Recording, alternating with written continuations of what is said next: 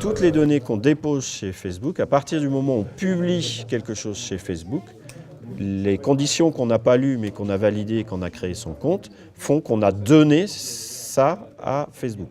Donc quand on publie une photo, elle devient propriété de Facebook. Quand on écrit un commentaire, ça devient propriété de Facebook.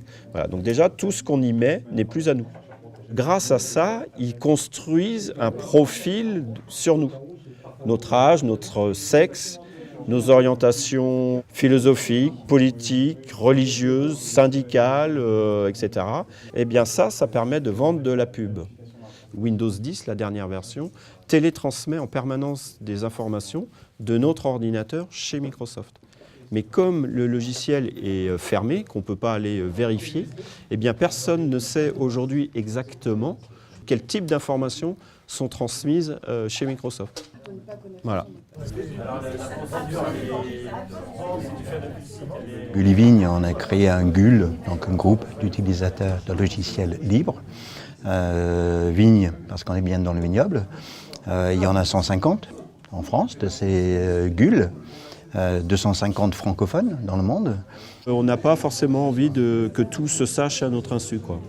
Donc, quand on parle de confiance pour des outils, on arrive très rapidement au logiciel libre. Donc dans le cas des mails, ça va être Thunderbird et Enigmail, qui va nous permettre de gérer nos clés et de chiffrer nos communications et de les déchiffrer. Ce qu'il faut, c'est que la clé privée, elle reste privée. Si ma clé privée, pour déchiffrer mes mails, je la mets chez Google, j'ai perdu. Son mot de passe de messagerie électronique, il ne faut pas l'utiliser ailleurs. L'identifiant de sa banque et le mot de passe de la banque, c'est pareil, il faut vraiment que ce soit quelque chose d'unique. Enfin, donc il y a un logiciel qui s'appelle KeePassX, qui est un logiciel libre.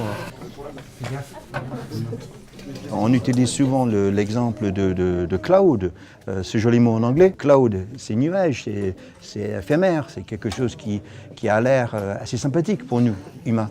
Eh bien, quand on se rend compte que le cloud, c'est un ordinateur qui se trouve en Californie, en Chine, totalement ailleurs, qui est hors de notre portée et qui est physique, qui est bien chez quelqu'un d'autre, notre démarche est bien de montrer qu'il y a un choix. Il y a un choix. On n'est pas obligé de vivre avec Microsoft parce que c'est Microsoft qui est mis dans son ordinateur de départ. La formulation, si c'est gratuit, c'est toi le produit, on commence à l'entendre de plus en plus, elle est bien comprise par le public. Donc on s'est construit un service d'email pour éviter justement cette fouille de données personnelles par les GAFAM, les Google, Apple, Facebook et Microsoft. On est une association, donc ça veut dire que pour faire tourner des services, on a besoin de rentrer de fonds. On se retrouve à financer par la cotisation un service qui est habituellement gratuit. Donc ça veut dire que les gens qui acceptent ça comprennent bien qu'il y a un enjeu sur ces données-là. On a décidé d'avoir un nom de domaine qui sonnait breton, donc Gozmail, et on a choisi l'extension donc .bzh pour expliquer que nos machines sont physiquement localisées en Bretagne. On n'a aucune envie de croître indéfiniment, on veut rester sur du local, et ce qu'on aimerait bien, c'est qu'il y ait d'autres initiatives de ce genre-là qui se répandent. Comme ça, on aurait une espèce de maillage du territoire.